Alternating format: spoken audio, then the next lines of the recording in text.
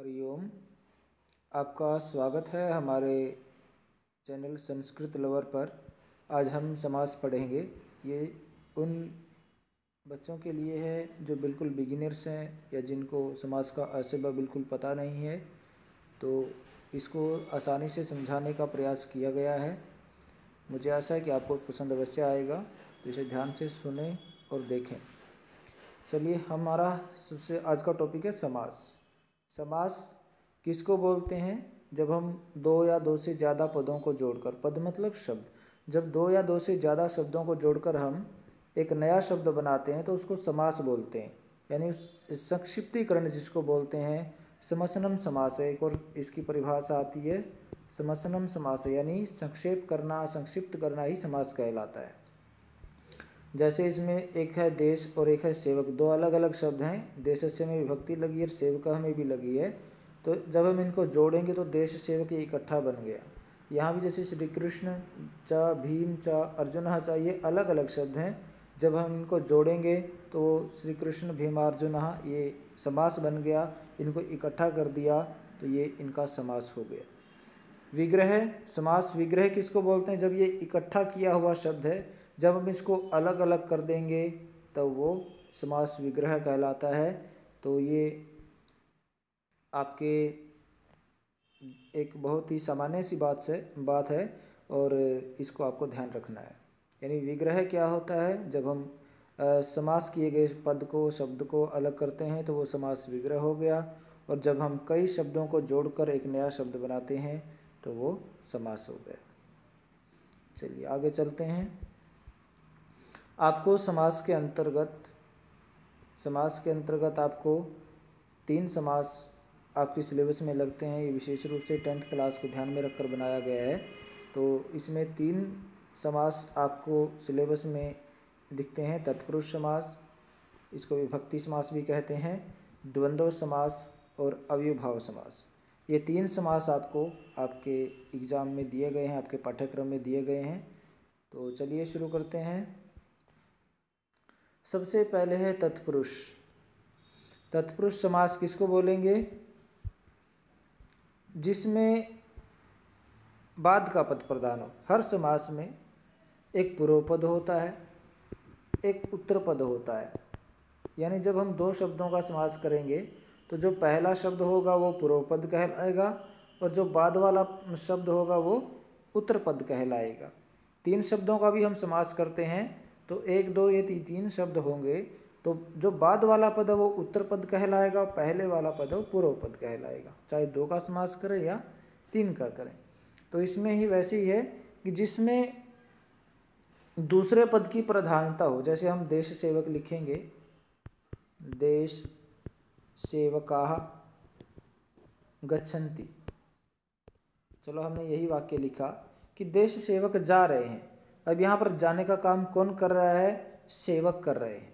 यानी ये देश सेवका, ये समास है 2 शब्दों का, देश का और सेवका का। देशस्य और सेवका, देश के सेवक जा रहे हैं, लेकिन इसमें जाने का काम कौन कर रहे हैं? सेवक कर रहे हैं। इसलिए मुख्य पद कौन सा है? दूसरा पद है, उत्तर पद। इसमें उत्तर पद की प्रधानता होती है, इसलिए इसको तत्पुरुष समास कहते हैं। और इसको विभक्ति समास भी कहते हैं। क्यों कहते हैं? जैसे कारकों में विभक्तियां होती हैं, द्वितीया, तृतीया, चतुर्थी, पंचमी, षष्ठी, सप्तमी। तो जिसमें जो विभक्ति लगी होगी, यदि किसी, जैसे इसमें देशस्य सेवका, इसका बनेगा देश सेवका। यहाँ पर देशस्य में जो बाद वाला शब्द है, उत्तर पद जो होता है तत्पुरुष समास में, उसको हमें बदलना नहीं है। वो जैसा है हम उसको वैसे का वैसे लिखेंगे। जब अलग करना होगा तो वो तब भी वैसा ही लिखा जाएगा, और जब जोड़ना होगा तो इसके जो पहला पद है पूर्व पद है, या जो द्वितीय पद, 2 पदों का जब समास करेंगे तो दूसरा पद जो है उनकी विभक्तियां हट जाएंगी, उनका मुख्य शब्द लिख दिया जाएगा और पीछे जो है उत्तर पद जो भी है वो जोड़ दिया जाएगा। तो ये देश सेवका ऐसे बना है। जैसे इसमें क्या है, देश सेवका, इसको तो हमने इकट्ठा कर दिया। जब हम इसको अलग अलग करेंगे तो देशस्य सेवकः, इसका ये हम विग्रह करेंगे, इसको अलग करेंगे तो पद को, तो इसमें देशस्य में क्या लगी है? षष्ठी विभक्ति का इसमें प्रयोग हुआ है। तो इसलिए यह षष्ठी तत्पुरुष समास होगा। कौन सा समास होगा? षष्ठी तत्पुरुष समास। अब जैसे तत्पुरुष ही के हम ले लेते हैं तत्पुरुषः। तत्पुरुषः मतलब होगा वह आदमी, तत्पुरुष या उसका आदमी, ये भी हम इसका कर सकते हैं विग्रह। तो क्या होगा? तस्य पुरुषः, उसका आदमी। यानी जब हम ये उत्तर पद हो गए, पूर्व पद हो गया, पूर्व पद में कौन सी विभक्ति आ गई? षष्ठी आ गई। तो इसलिए हम इसको षष्ठी तत्पुरुष समास भी कह सकते हैं। चलिए आगे और एग्जाम्पल दिए हैं उनको देखते हैं। जैसे देखो, ये तत्पुरुष समास में जो है आपको केवल ये ध्यान रखना है कि आपको बाद वाले पद में परिवर्तन नहीं करना है। बाद वाला पद आपको ज्यों का त्यों समास विग्रह में भी वैसे ही लिख देना है, और जब अलग करेंगे तो समास विग्रह मतलब अलग करेंगे तब भी वैसे लिख देना है, और जब समास बनाएंगे इकट्ठा करेंगे तब भी वैसे ही लिखना है। ठीक है? तो जैसे देखो, ग्रामम गतः, गांव को गया हुआ। तो इसमें क्या है? ग्रामम, इसमें द्वितीय विभक्ति का प्रयोग हुआ है, इसलिए ये कौन सा समास हुआ? ये द्वितीय तत्पुरुष समास हुआ। आगे है हस्त निर्मितम, हाथ से बनाया गया। तो हस्तेन, यहाँ तृतीया का प्रयोग हुआ है हस्तेन में, तो इसमें तृतीया तत्पुरुष समास हुआ। वैसे ही भोजन वस्तुनि, खाने के लिए चीज़ें। तो भोजनाय, यहाँ चतुर्थी का प्रयोग हुआ है पहले पद में, तो ये चतुर्थी तत्पुरुष समास हो गया। आगे देखो, सिंघात भीतर, शेर से डरा हुआ। यहाँ पर सिंघात में पंचमी का प्रयोग हुआ है, पंचमी विभक्ति का, तो इसलिए यहाँ पंचमी तत्पुरुष समास हुआ। आगे है मानव शक्ति, जब इसको विग्रह करेंगे तो मानवस्य शक्ति ही, तो मानवस्य में षष्ठी का प्रयोग हुआ है, तो इसलिए षष्ठी तत्पुरुष समास हुआ। आगे है पठन समर्था, पढ़ने में समर्थ। तो पढ़ने में समर्थ क्या है कि पठने षष्ठी में सप्तमी विभक्ति में आता है, जैसे बालके बनता है, तो वैसे ही पठने बना है, पठने समर्था, पढ़ने में समर्थ, तो क्या हुआ? सप्तमी तत्पुरुष समास। अब इसको एक दूसरी तरह से भी देख सकते हैं कि आपको कारक की विभक्ति ध्यान यदि रहे, कारक की चिन्ह तो सबको ध्यान रहते ही हैं। जैसे कर्ता ने, कर्तृकारक तो नहीं होता, इसमें कर्म कारक से होती है, तो कर्म को का निशान क्या होता है? को, करण से या किसी साधन की सहायता। ठीक है?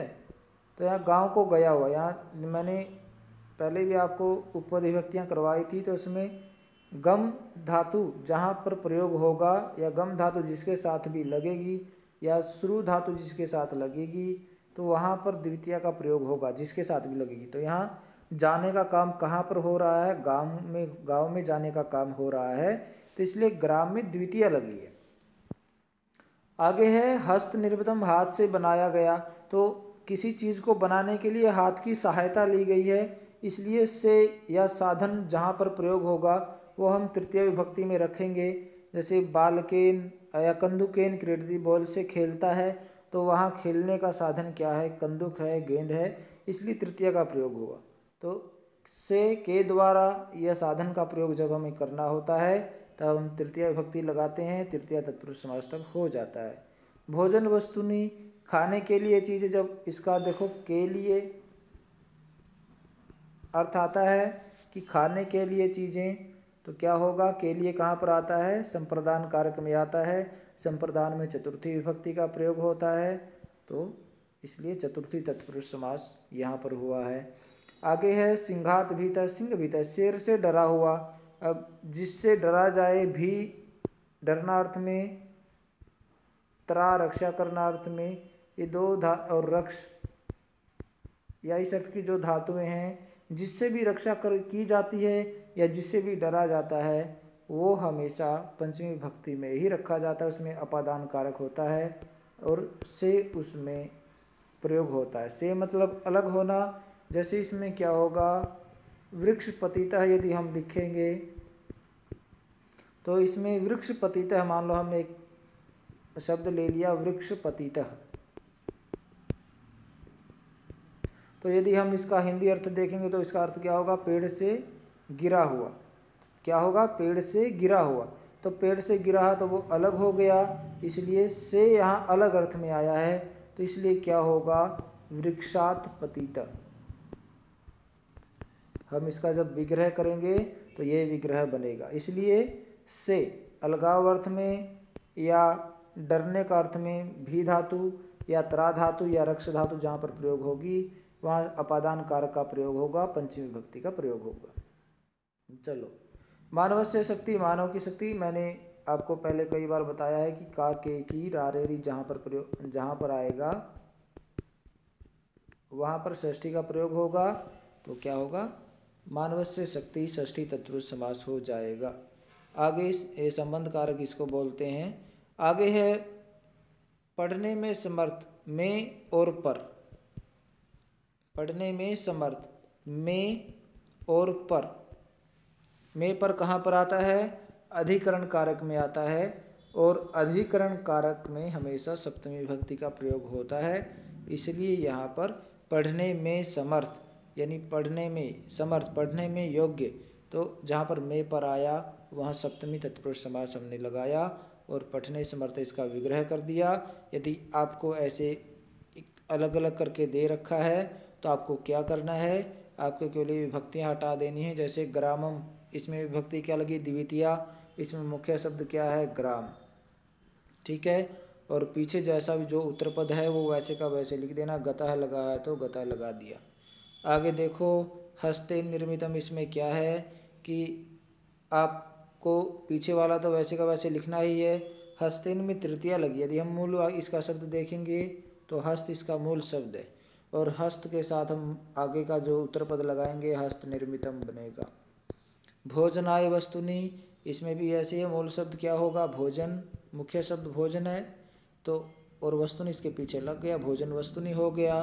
सिंघात भीते में भी मुख्य शब्द क्या है, सिंह, और भीता इसके पीछे लगा है तो वो लगा देंगे, इकट्ठा हो गया, ये समास हो गया।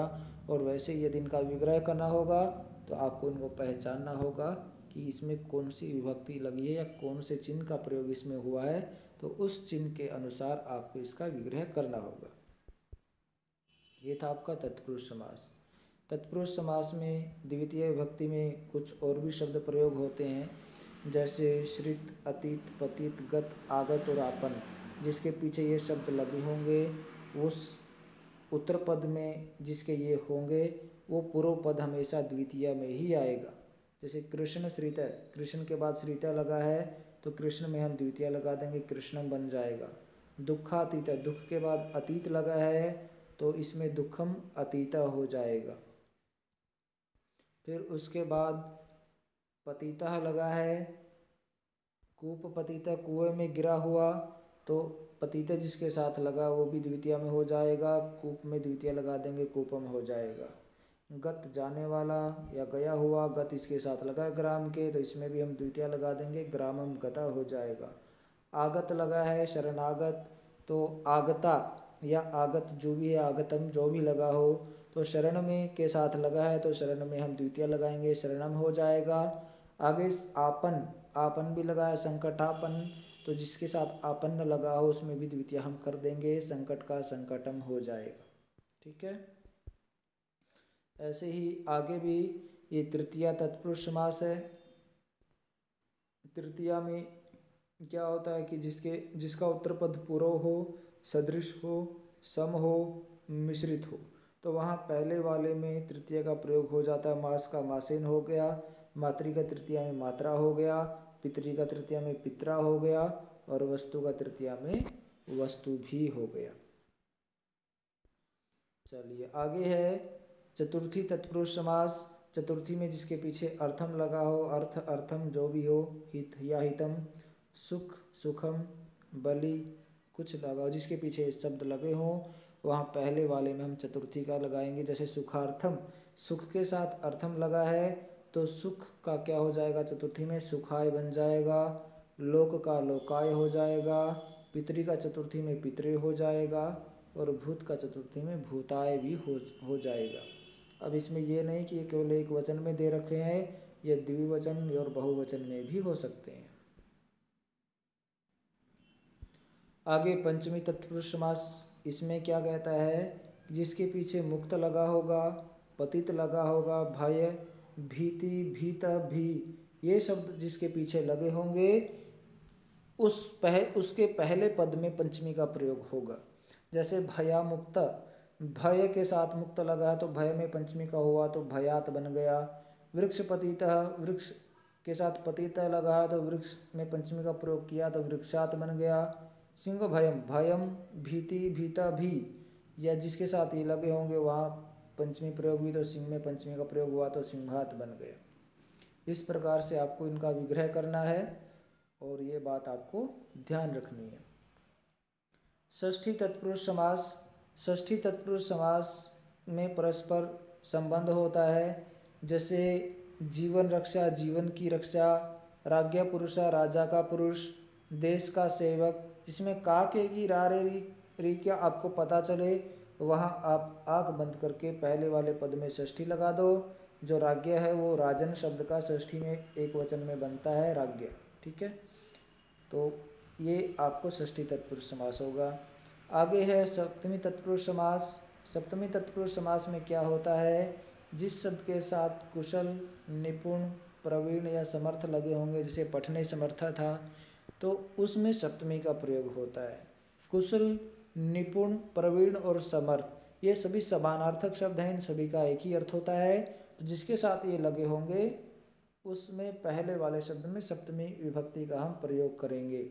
जैसे अकारांत में बालक का बालके बनता है, बालिका का बालिका याम बनता है, तो वैसे ही मुनि का मुनौ बनता है, कवि का कवौ बनता है, साधु का साधौ बनता है। तो पठन का क्या बनेगा, यह अकारांत शब्द है तो पठन का पठने बन गया कुशल, और निपुण शास्त्र के साथ लगा, शास्त्र का क्या बन जाएगा, शास्त्रीय बन जाएगा निपुण। यह आपका तत्पुरुष समास हो गया। आगे चलते हैं अव्ययभाव समास। अव्ययभाव समास में क्या होता है कि समस्त पद अव्यय हो जाता है, अव्यय का भाव हो जाता है। यानी जो अव्यय किसको बोलते हैं, जिसमें पहले जो अव्यय कभी नहीं बदलता, जिसमें कभी परिवर्तन नहीं होता, ऐसा जो शब्द होता है उसको अव्यय बोलते हैं। आपने देखा होगा कि आपको अनु, उप, सह, निर, प्रति, यथा ये जो अव्यय हैं ये ऐसे ही आपको मिल गए होंगे, ये ऐसे ही आपने सदा देखे होंगे, इनमें कभी आपने कहीं पर कोई परिवर्तन नहीं देखा होगा। तो अव्ययभाव समास क्या होंगे, जिसके पूर्व में अव्यय या उपसर्ग लगा होगा उसको अव्ययभाव समास कहते हैं, ठीक है। तो जैसे अनु, उप, निर, प्रति ये क्या, ये उपसर्ग हैं, यथा और सह ये अव्यय हैं। तो देखते हैं इनका प्रयोग क्या होता है। जब इन शब्दों के साथ हम किसी भी शब्द को जोड़ते हैं तो पूरा ही अव्यय बन जाता है। जैसे देखो अव्ययभाव समास में क्या होगा, यदि मान लो कहीं पर अनु आया है, अनु का प्रयोग है, जैसे अनुरूपम, तो अनुरूपम अनु जहाँ पर प्रयोग होगा तो अनु की जगह हम या तो योग्यम लगाएंगे या पश्चात लगाएंगे, योग्यम या पश्चात।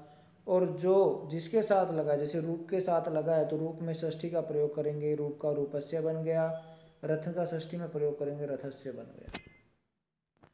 तो क्या होगा, अनुरथम, रथ के बाद रूपस्य योग्यम, रूप के अनुसार, अनुरूपम मतलब रूप के अनुसार, जैसा उसका रूप है वैसे ही, और अनुरथम मतलब रथ के पश्चात, रथ के बाद।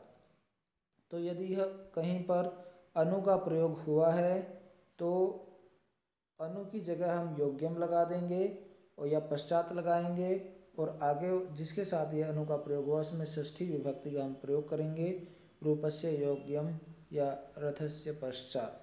अगर मान लो आपको अलग अलग करके दिया है रूपस्य योग्यम या रथस्य पश्चात, और यदि आपको इसको समस्त करना है, इसको मिलाकर लिखना है, तब आप योग्यम या पश्चात की जगह क्या लगाएंगे, अनु लगाएंगे, और जिस रूपस्य और रथस्य इनका द्वितीय में बनाकर लिख देंगे रूपम, रथम। यदि आपको जोड़ना है तो आपको योग्यम या पश्चात की जगह अनु लगा के आगे, उसके बाद में जो भी जिस शब्द के साथ ये लगा है उसको रूपम या रथम जो भी है वो लिख देना है। आगे है उप, उप के का मतलब नज़दीक होता है, उपवृक्षम, वृक्ष के नज़दीक, तो जहाँ पर उप लगा होगा वहाँ आपको उप की जगह समीपम लिख देना है। जैसे उपवृक्षों को यदि हम अलग करेंगे तो उप की जगह हमने समीप लिख दिया, और वृक्ष का हमने षष्ठी विभक्ति में बनाया, क्या बनेगा, वृक्षस्य। और यदि आपको अलग अलग करके दिया हुआ वृक्षस्य समीपम, तो आपको ये ध्यान रखना है कि समीपम जहाँ पर प्रयोग किया जाता है वहाँ पर हम उप लगाएंगे, और किसके साथ प्रयोग किया, वृक्ष के साथ, तो वृक्ष हमने लिख लिया, और पीछे नपुंसक के लिए म लगा देंगे, उपवृक्षम बनेगा। वैसे ही आगे आपको दिया है सह। सह मतलब साथ, सविनयम, विनय के साथ। तो सह जहाँ पर प्रयोग होगा उसको सा हो जाता है। पहले तो सह को सा हो जाता है कब, जब हम इस अलग अलग वाक्य को इकट्ठा प्रयोग करेंगे। सविनयम, सावधानम। सावधानम का क्या होगा, अवधानेन सह, अवधानेन सह या सहितम। तो यदि कहीं पर आपको किसी शब्द के आगे सा लगा हुआ है और फिर वो कोई दूसरा शब्द दिया है, तो वहाँ आपको क्या करना है, उस सा की जगह सह लगा देंगे या सहितम लगा देंगे, और उसमें फिर जो बाद वाला शब्द दिया है उसमें तृतीया का हम प्रयोग करेंगे। कौन सी विभक्ति का प्रयोग करेंगे, तृतीया का। मैंने आपको उपविभक्ति में बताया भी था कि सह, साकम, सार्धम, समम, इनके साथ हमेशा तृतीया विभक्ति का प्रयोग होता है। तो इसलिए स जहाँ पर आगे लगा होगा वहाँ हम सह या सहितम लगा देंगे, और विनय, जैसे यहाँ पर विनय दिया है तो इसमें तृतीया क्या बनेगा, विनयेन बनेगा। और यदि इनको अलग अलग दिया है तो क्या करेंगे, सह या सहितम की जगह हम सा लिखेंगे, फिर इसमें मुख्य शब्द क्या है, विनय के साथ लगा है तो विनय लिख देंगे, और फिर क्या है, नपुंसक के लिए मैं इसके पीछे लगा देंगे, सविनयम बनेगा। आगे दिया है निर। निर का मतलब होता अभाव। निर्मक्षिकम, मक्खियों का अभाव। अब निर्जलम यदि होता, निर्जलम, तो क्या लिखते, जलस्य अभाव।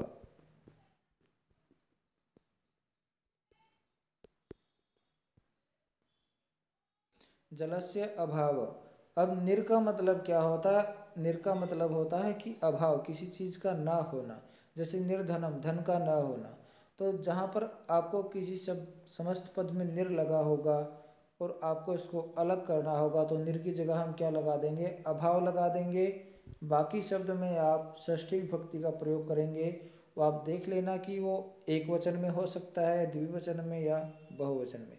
जैसे मक्खियाँ ज़्यादा होती हैं तो मक्खियों का अभाव, पानी को हम एक ही बोल देते हैं तो जलस्य अभाव, इसलिए हमने एक वचन में लिख दिया।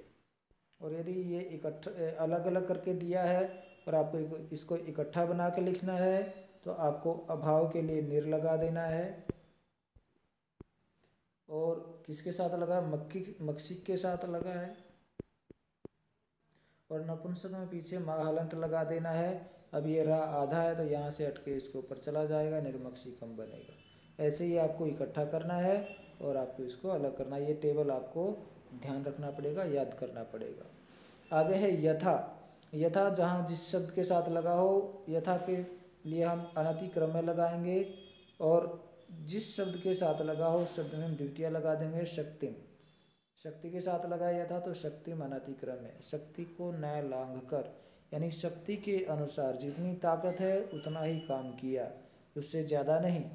तो क्या होगा, शक्ति अनतिक्रम में। यथा जब प्रयोग करेंगे तो उसकी जगह हम अनतिक्रम में लगा देंगे, और जिसके साथ भी यथा लगा है उसमें हम द्वितीय का प्रयोग करेंगे। जैसे शक्ति के साथ लगा है तो शक्ति अनतिक्रम में। वैसे ही जब इसको अलग अलग करके दिया हुआ है और इसको मिलाना है तो अनित्यक्रम के लिए हमने यथा लगा दिया, और शक्तिम की जगह हमने शक्ति का लिख दिया, वैसे ही बस। आगे है प्रति। प्रति होता है आवर्ती अर्थ में। आवर्ती मतलब दोहराई में, जब कोई दो बार काम हो रहा हो तो उसके लिए हम प्रति लगा देते हैं। तो क्या प्रयोग करेंगे, जिस शब्द के साथ भी ये लगा होगा प्रति, उस शब्द को हम 2 बार लिख देंगे। तो जैसे गृह के साथ लगा तो प्रति गृहम गृहम, ठीक है। ये गृहम गृहम प्रति पीछे कर देंगे, या गृह गृह ये भी लिख सकते हैं। तो गृहम गृहम प्रति, प्रति जहाँ पर लगा होगा मतलब आवृत्ति अर्थ में होता है तो उसी शब्द को हम 2 बार लिख देंगे, दोहराई में होता है तो 2 बार लिख देंगे। तो क्या होगा, गृहम गृहम प्रति। और जब जैसे प्रत्येकम होता है, इसमें क्या करेंगे, इसमें क्या लगा है, प्रति प्लस एकम लगा है, तो क्या होगा, एकम एकम प्रति।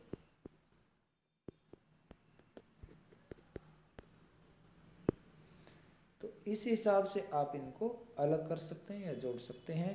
और यदि आपको ऐसे दे रखा है तो प्रति तो आगे रख ही देना है, और जो शब्द है उसको एक बार लिख देना, समस्त पद हो जाएगा। और इनको अलग कर देना है प्रति वाले को, तो जिस शब्द के साथ प्रति लगा है उसको हम 2 बार लिख लेंगे, ठीक है। तो ये था आज का आपका वीडियो। मुझे आशा है कि आपको पसंद अवश्य आया होगा। तो इसे ध्यान से पढ़ें और अपनी तैयारी करें। और बाकी आपका ये सीखना समझना अभ्यास पर निर्भर करता है, तो जितना हो सके उसका इतना ज़्यादा अभ्यास करें। तो मिलते हैं अगले वीडियो में। आपका दिन शुभ हो। धन्यवाद।